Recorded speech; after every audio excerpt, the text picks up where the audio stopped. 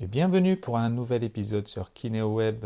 Aujourd'hui, nous allons parler de l'épaule douloureuse, qui est un enjeu majeur de santé publique. Les douleurs d'épaule sont en effet le troisième trouble musculo-squelettique le plus fréquent après les douleurs du bas du dos et du cou. Nous avons aujourd'hui le plaisir d'accueillir Mathieu Loubière, kinésithérapeute, enseignant et conférencier, pour nous présenter sa formation L'épaule douloureuse, de la thérapie manuelle à l'exercice au sein de GEMK Formation. Bonjour Mathieu, donc peux-tu te présenter et nous dire ce qui t'a amené à co-créer GEMK Formation? Salut à tous, comme j'ai l'habitude de dire, moi je m'appelle Mathieu Loubière, je suis kinésithérapeute depuis 18 ans maintenant, diplômé en 2005, et j'ai un exercice qui est spécialisé en pathologie musculo-squelettique. Je fais un petit peu de tout, mais je fais surtout du rachis et des épaules. C'est là-dedans, on va dire, que j'ai mon expertise, si je puis dire. J'ai fait de nombreuses formations et je suis formé surtout en thérapie manuelle orthopédique. C'est vraiment la chose qui me plaît bien. Et je suis également formateur en formation initiale dans plusieurs IFMK, en formation continue au sein de différents organismes, dont GMK. GMK Formation, c'est un organisme qu'on a co-créé avec un de mes collègues et amis, Baptiste Falin, dans le Jura, en 2009. Et pour répondre à la question, qu'est-ce qui nous a motivé pour créer un organisme de formation? Eh bien, au tout départ, c'est l'envie justement de partir dans l'aventure de créer quelque chose ensemble. Et surtout, au départ, c'était de localement amener la possibilité aux kinésithérapeutes de se former, parce que c'est pas toujours facile de monter sur Paris quand on est en région, que ce soit au niveau du coût, on le voit encore plus aujourd'hui, que ce soit au niveau du temps, et c'est parfois plus simple de se former localement. Donc l'idée c'était vraiment amener de la formation à des kinés locaux, puis vivre une belle aventure. Une belle aventure, c'est quand même super sympa et de mutualiser les moyens et de se mettre ensemble pour créer quelque chose qui en plus est utile et fait plaisir. C'est bien pour ça.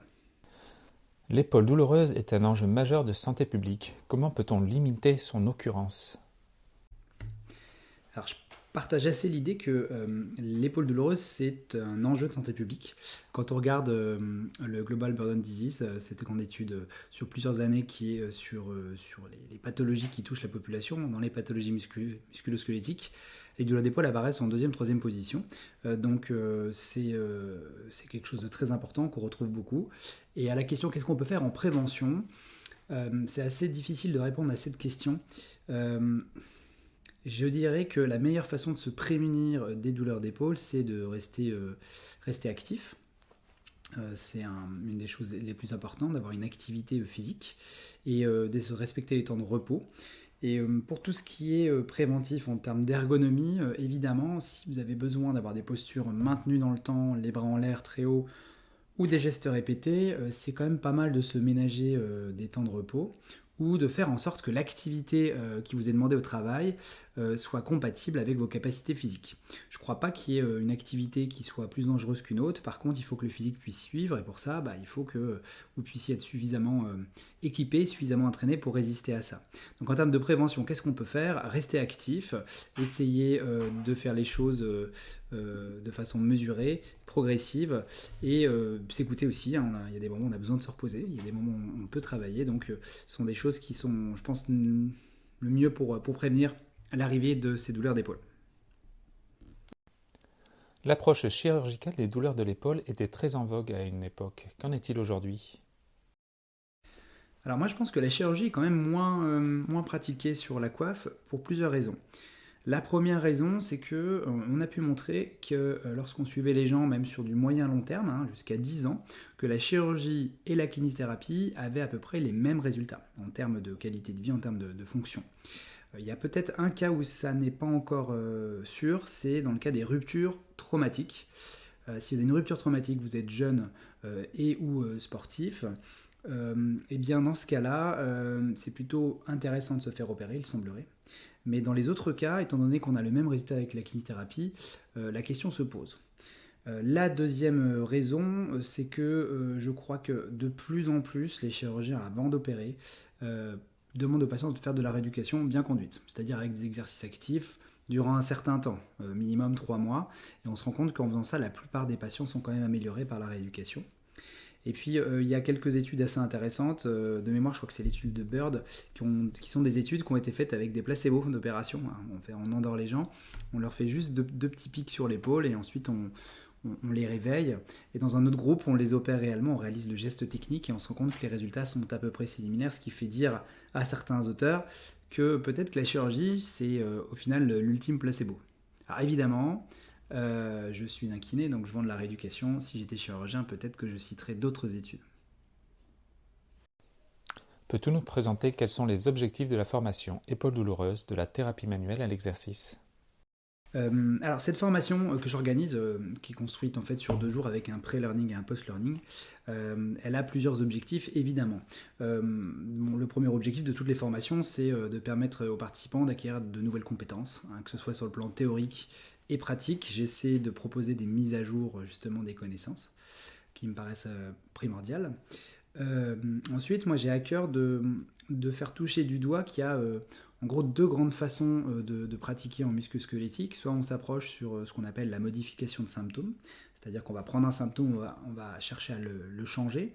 Soit on va être plutôt dans une approche étiologique, on recherche une cause, un diagnostic structurel en général. Et donc moi ce que j'essaye de faire, c'est de proposer les 2 façons de voir, puisqu'il y a des situations dans lesquelles ça me paraît plus adapté de faire d'une certaine manière, et d'autres situations où c'est plus intéressant de faire autrement. Troisième objectif, être capable de construire un plan de traitement à partir de recommandations. Quatrième objectif, réintégrer la place du passif. Moi j'adore le passif parce que ça fait partie de mes appétences. Et le passif, je pense que c'est un excellent outil pour permettre aux gens de bouger. Donc souvent j'ai l'habitude de dire le passif comme tremplin à l'actif. Donc quatrième objectif. Et peut-être le cinquième objectif de cette formation, ça va être de centrer sur la communication dans un objectif d'améliorer l'alliance thérapeutique et surtout de permettre aux patients et aux patientes d'être autonomes. L'autonomisation et l'observance, c'est hyper important et je crois que ça fait partie dans mon top 5 des objectifs. L'objectif, c'est que j'aimerais bien que les kinés soient plus à l'aise pour ça. Et ça passe par de la communication, donc développer des compétences qui ont plus à voir avec les sciences humaines et sociales. Tu proposes un format unique et très pratique. Peux-tu nous en dire plus? Alors oui, c'est vrai que cette formation, j'ai essayé de la construire en 3 étapes. D'abord, on a un pré-learning qui dure entre 4 et 5 heures. Je dis 4 et 5 heures parce que je suis en train de le refaire en ce moment, de le mettre à jour, donc je ne sais pas la durée finale. Dans cet e-learning-là, on passe en revue la présentation générale de la formation, évidemment, l'anatomie, la cinésiologie. Ça va même jusqu'à l'étude comparative de l'épaule dans les espèces qui nous ont précédés. Des éléments sur la cinésiologie, évidemment, des éléments également sur la physiopathologie, et puis la dernière vidéo, c'est sur l'autonomisation et l'observance. Ça, c'est le pré-learning. On a 2 jours de présentiel dans lequel j'essaie de réduire le plus possible la théorie. Je garde un peu de théorie parce qu'évidemment, il y a des mises à jour qui arrivent régulièrement et que le pré-learning, je ne m'amuse pas à l'enregistrer tous les 6 mois. Je le mets à jour tous les 2-3 ans en général. Et puis, une phase pratique dans laquelle, le premier jour, on fait de l'examen clinique, le second jour, le traitement. Et enfin, la troisième étape, c'est le post-learning, avec un post-learning beaucoup plus court, là, de synthèse, qui reprend vraiment les idées fortes de la formation pour permettre aux participants et à participantes, une semaine après, de revoir les choses centrales de cette formation. Cette formation est-elle réservée aux kinés? Comment en profiter? Alors cette formation n'est pas réservée qu'aux kinés. C'est vrai que la plupart du temps j'ai des kinés, mais j'accepte toutes les professions de santé. Donc n'importe quelle profession qui voit des épaules peut venir me voir. Grosso modo, si vous êtes ostéopathe, kiné, chiro, médecin, ça peut vous intéresser. Après, dans les autres professions, je ne sais pas si vous y trouvez votre compte, parce que c'est quand même très axé, on va dire, musculo-squelettique. Mais non, c'est pas ouvert, c'est pas ouvert qu'aux kinés, hein, c'est ouvert à toutes les professions qui touchent de près ou de loin les problèmes d'épaule.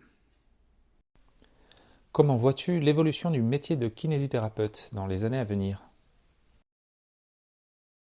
C'est une question intéressante de se poser la question comment on voit l'avenir de la profession. Moi, je pense que nous allons évoluer vers des spécialisations. J'aimerais bien, je pense qu'on va avoir petit à petit, on va gagner en autonomie. Là, on est en train, au moment où j'enregistre cette vidéo, on est en train de voter l'accès direct en Assemblée nationale. Donc je pense qu'on va aller dans le sens en tout cas d'une augmentation du cadre de fonctionnement en première intention pour les kinésithérapeutes. Et moi, je suis assez content de ça. J'aimerais qu'il y ait des spécialisations qui apparaissent, en tout cas qu'il y ait des kinés qui puissent être valorisés pour leur spécialisation. Mais donc ça c'est un vœu, mais je ne sais pas, c'est vraiment difficile de dire comment ça va évoluer. Au moment où je parle, on vient d'avoir des négociations conventionnelles qui se sont pas bien passées. Donc je ne peux rien dire, enfin en tout cas j'ai pas tellement idée de ce qui va pouvoir arriver les prochaines années. J'aimerais bien qu'on se rapproche du modèle canadien ou du modèle australien, c'est-à-dire plus d'autonomie, puis des niveaux de diplôme plus hauts et plus de responsabilité. Mais après voilà, on est peut-être une toute petite minorité à penser ça. Moi je vois toujours les mêmes types de kinés dans mon petit noyau dur de kinésithérapeutes qui forment des gens, donc je sais pas si j'ai une vision très large et objective de la profession. En tout cas, mon souhait, ce serait qu'on ait beaucoup plus d'autonomie et qu'on soit aussi valorisé pour notre expertise. Eh bien, merci Mathieu pour cette interview. Ça a été un plaisir de partager ce moment avec toi. Merci à tous de nous avoir suivis, comme le dit si bien Mathieu. Et ensemble, valorisons le métier de kinésithérapeute.